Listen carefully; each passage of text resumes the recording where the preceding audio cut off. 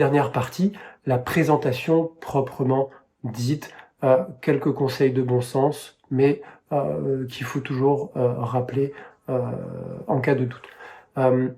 Prenez une tenue confortable. Le grand oral, c'est en juin, il peut faire chaud. Ne soyez pas engoncé, ne soyez pas mal à l'aise. Évitez un costume cravate ou un costume tout court. C'est pas du tout approprié pour les garçons. Mettez par exemple un polo. Il n'y a pas besoin ni d'être trop décontracté en jogging, ni d'être trop apprêté en costume. Habillez-vous de façon à être à l'aise et à ne pas vous poser la question et ne pas être gêné par vos vêtements. Pensez à prendre une bouteille d'eau. La bouteille d'eau, ça peut être utile pour deux raisons. Ça va vous permettre de pas avoir la gorge sèche, et donc si vous parlez beaucoup et que vous oubliez de respirer, ça peut être le moment de boire une gorgée. Et puis c'est aussi la façon de faire une pause. C'est-à-dire que si vous buvez, vous faites une petite pause vis-à-vis du jury, il reprend ses esprits, vous reprenez vos esprits, et puis hop, ça relance après l'analyse. Le langage corporel est super important. Quand vous allez rentrer dans la pièce, le jury, c'est la première fois de sa vie qu'il vous voit, il vous connaît pas.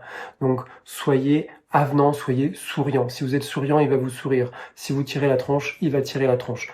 Donc, soyez conscient de l'image que vous renvoyez et jouez là-dessus pour vous mettre dans de bonnes dispositions et que le jury ait un bon a priori vis-à-vis de vous, parce qu'une fois de plus, il vous connaît pas. Évitez le par cœur. Le par cœur, c'est vraiment un problème déjà sur la voix, c'est que c'est monocorde, c'est récité. Le jury va décrocher très vite, il va perdre le fil. Et si vous avez un trou de mémoire, vous allez perdre vos moyens et ce sera très difficile de vous rattraper derrière.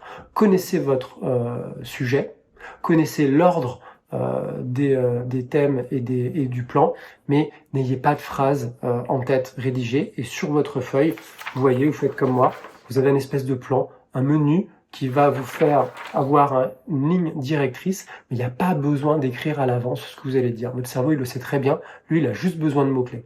Vous écrivez ces mots-clés, enchaînez pendant les 10 minutes de préparation. Vous avez cette feuille devant vous. Et comme ça, s'il y a un petit doute, en un coup d'œil, vous pouvez voir quelle sera la suite. Attention aux tics. Les tics, il y a des tics de langage et il y a des tics corporels. Si vous avez les cheveux longs et que vous replacez les cheveux derrière l'oreille, si vous le faites 20 fois, c'est pas très bon. Si vous faites tous les deux mots, comme je viens de le faire, c'est pas très bon non plus. Souvent, on n'a pas conscience des tics. Le mieux, c'est de se filmer ou alors de demander à ses proches qui, eux, auront un regard extérieur et plus neutre, justement, sur ces tics à corriger. La voix et la respiration. Ayez une voix qui soit pas trop forte, pas théâtrale, hein, vraiment, c'est pas le lieu, mais il faut que vous soyez entendu et compris.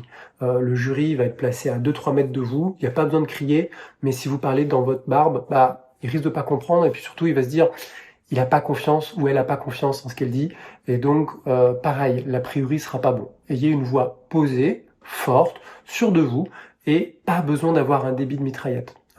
Usez du silence. Le silence, ça peut être bien pour amener une idée importante. On peut même répéter quelque chose pour montrer l'importance que ça a et être sûr que le jury le note. Et puis, le silence va marquer des structures de votre grand oral. À la fin de l'introduction, c'est bien vu. Après l'annonce d'une partie, c'est pertinent aussi. Vous voyez, vous allez découper de façon invisible par le silence votre exposé. Le début et la fin sont hyper importants. Soignez votre entrée. Quand je parle d'entrée, je parle de l'entrée physique dans la salle. La première phrase que vous allez donner, le ton que vous allez donner, et la fin, la dernière info, l'ouverture, la dernière phrase. Soignez la fin et n'ayez pas une fin qui tombe comme un cheveu sur la soupe. Pareil, le jury sera sensible et va retenir bien le début et la fin de votre grand oral, donc préparez-les et travaillez-les à l'avance.